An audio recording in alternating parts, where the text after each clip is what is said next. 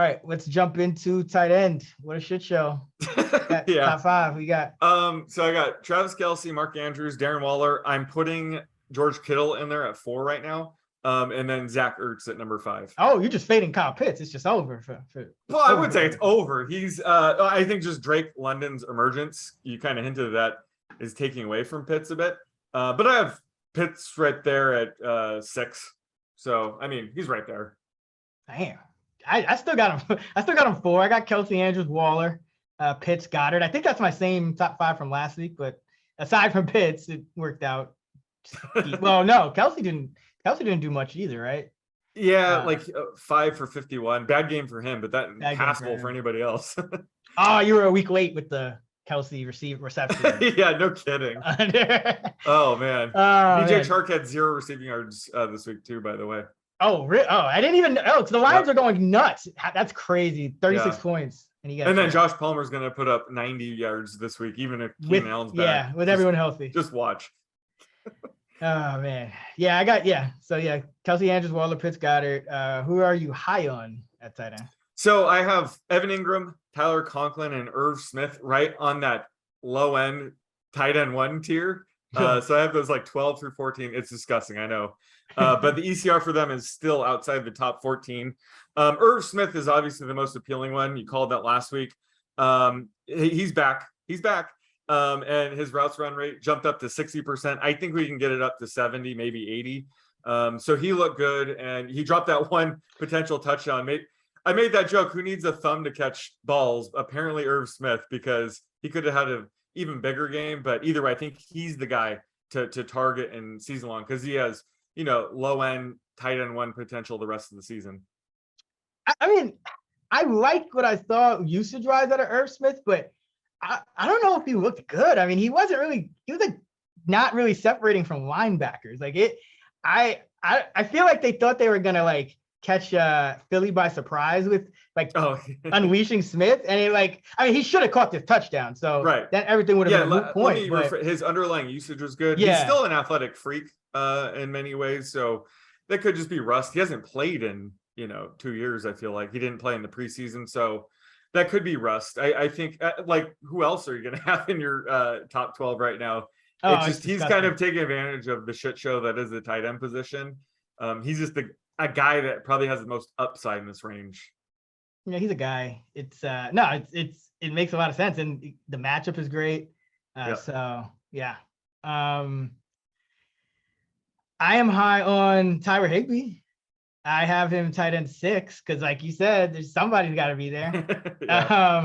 And his consensus tight end 9. I think we were both pretty high on Higbee entering the season, just because with these tight ends, you're really just looking for guys who are going to run routes and are attached to quarterbacks who are going to be successful. And Tyler Higbee is that guy. He's attached to Matthew Stafford, and he's been running a route about 87% of the dropback. So not really pass blocking at all. He's usually in the routes. They're not really leaving guys in the block. And his target per route run rate this year is 24%. And my prior coming into the year was around 18%. So that's kicking up for Higbee. I have him projected for 4.3 catches for 42 yards and 0.35 touchdowns this week, which it's a lot of tight ends in that same range, but that 0.35 touchdowns is higher than pretty much any tight end under him, just because the Rams, they're going against the Cardinals. The total's 51, 52, expecting a high scoring game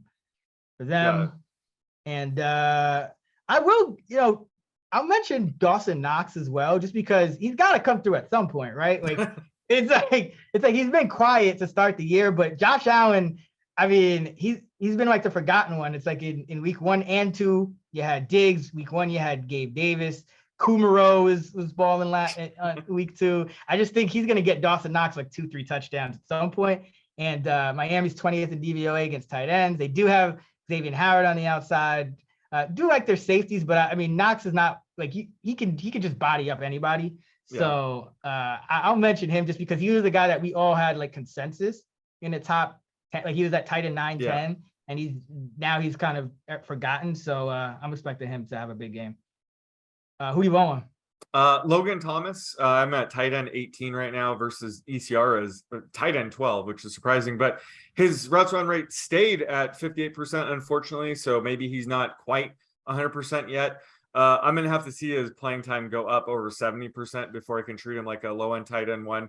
Similar to what you said with Terry McLaurin, with Curtis Samuel and Jahan Dotson stepping up, it's really tough to come by targets in this offense, at least consistent ones. So like I said, right now, Logan Thomas is more of a mid-range tight end 2 than a low-end tight end 1.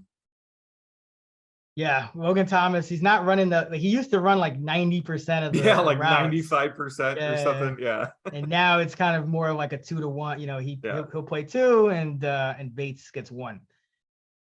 For me, I am low on Pat Freiermuth, and like the player, but we're talking again, tight ends. You're really just hoping for a touchdown. If you don't have like a top 5 guy. And Freiermuth this week is the consensus tight end 6, but Pittsburgh, and I like Pittsburgh this week. It's a Tomlin spot. They're coming off a loss. They're an underdog. They're going on a road division game, like perfect Pittsburgh spot. But still, the total is like 38 in this game. It's going to be windy.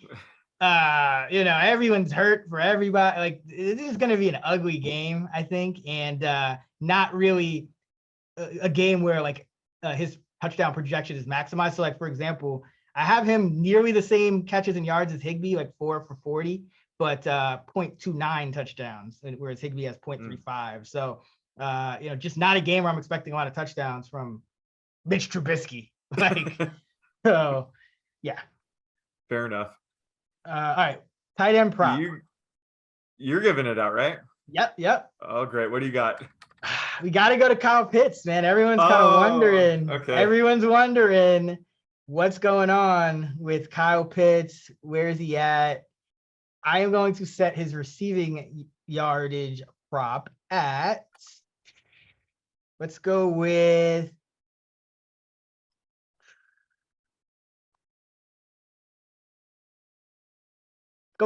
52.5. I had 50.5 in my head, so I'm gonna have to go with the under. Yeah, I'm not that down on Kyle Pitts as a player. Again, it's the ascension of Drake London. Yep. And I think that this is a matchup where Cordarrelle Patterson could thrive. The Seahawks are very prone, very vulnerable to pass catching backs, so it could be a CPAC game. Man, yeah, I'm not low on Pitts going forward, but this week, give me the under. I just think Drake London's too good. So he's definitely eating into his target share going forward. Yeah, but very good line. Very good line. I have it right around 53 in for the average, but I kept it there because I feel like he's also kind of due for some regression. He's only averaging 9.5 yards per reception this year, so it could be one of those things where he catches like 2 balls. So I kind of Zadot's healthy 11 yards, right? Yeah, like that. His yards per catch should go up. His targets per route run rate should absolutely go up. If it doesn't, somebody should get fired there. So I'm projecting him closer to 22% targets per route run rate. Are you similar to that? Like, I'm not really. I am at 21.5. Oh, okay. So we're similar. Maybe I just have less passing yards to go around. Yeah, probably because I am pretty high in Mariota. I have him for 217. I have it at 217 too. All right. Anyways, see you next week.